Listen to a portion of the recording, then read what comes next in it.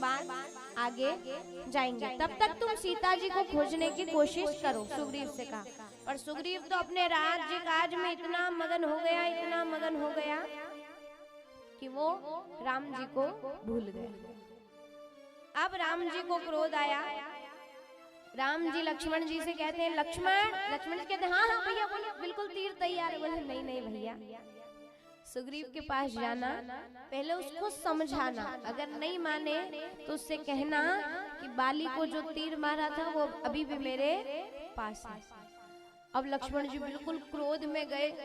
अब जैसे ही गए तो हनुमान जी को पता ही था कि सुग्रीव राम जी को भूल गया है, पर लक्ष्मण जी बड़े क्रोध में आ रहे हैं। लक्ष्मण जी कुछ भी कर सकते हैं, तो अपनी पत्नी को लेकर द्वार पर स्वागत करने सुग्रीव चला गया, अपनी पत्नी को लेके। क्योंकि अगर कोई भी श्रेष्ठ पुरुष होगा, कोई भी ज्ञानी पुरुष होगा, अगर उसमें मर्यादा होगी, अगर वो ज्ञानी है, तो वो कभी भी कोई सा भी गुस्सा कभी स्त्री के सामने नहीं करेगा। लक्ष्मण जी का गुस्सा वहीं के वहीं थम गया, क्रोध शांत हुआ। अब हनुमान जी आए और लक्ष्मण जी को लेकर सुग्रीव के कमरे में चले गए। अच्छा, कोई भी मेहमान आपके घर आएगा तो आप कहाँ बिठाओगे? या तो हॉल में बिठाओगे या आंगन में बिठाओगे, है ना? अपने कमरे में तो नहीं ले जाओगे ना। कोई बहुत ज्यादा खास मेहमान होगा तो कमरे में ले जाकर बिठाओगे। अच्छा, हनुमान जी लक्ष्मण जी को सुग्रीव के कमरे में क्यों लेकर गए, जिसको हम कहते हैं बेडरूम, क्यों लेकर गए? अच्छा, एक विचार कीजिए कि आप जिस बिस्तर पर दिन रात सोते हो, अगर आपको उस बिस्तर पर कोई काला सा सांप दिख जाए इतना बड़ा, आपको उस बिस्तर पर नींद आएगी क्या? 6 महीने तो आप उस बिस्तर पर नहीं सोओगे, क्योंकि जब भी सोओगे आपको वो सांप ही सांप दिखेगा। लक्ष्मण जी किसका अवतार थे? किसका अवतार थे? अब जब छोटा सा सांप दिख जाए तो 6 महीने नींद नहीं आए, जब साक्षात शेषनाग जाकर बैठ जाए तो जिंदगी भर नींद आने वाली है क्या?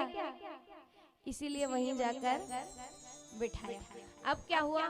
सुग्रीव आया, क्षमा मांगी। हाँ हाँ प्रभु मैं समझ गया। बोले आपको राम जी बुला रहे हैं। राम जी के पास गया, राम जी से क्षमा मांगी। बोले प्रभु अभी मैं सारी व्यवस्था करता हूँ। अब सुग्रीव ने कहा, बोले हम तो वानर जाति के हैं प्रभु, ऐसे ही काम करते हम तो। उसी समय संसार के जितने भी वानर सेना थी सबको बुलाया और सभी वानरों को आदेश दे दिया, बोले जाओ जाकर माता सीता की खोज करके लाओ, और अगर माता सीता की खोज कर नहीं लाए तो यहाँ मत आना, बिना खोज किए अगर आ गए तो मैं एक को भी जीवित नहीं छोड़ूंगा।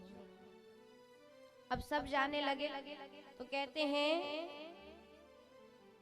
कि जब सब जाने लगे, विदा मांगने लगे, सुनु सुनु कि सभी तो जाने लगे, लेकिन यहाँ राम जी को विश्वास था ना हमारा, कि कोई हमारा काम करे ना करे, ये हमारा काम जरूर करेंगे। राम जी को जब पता चला कि सब लोग जा रहे हैं तो राम जी ने हनुमान जी को बुलाया और राम जी कहते हैं कि हनुमान मुझे तुम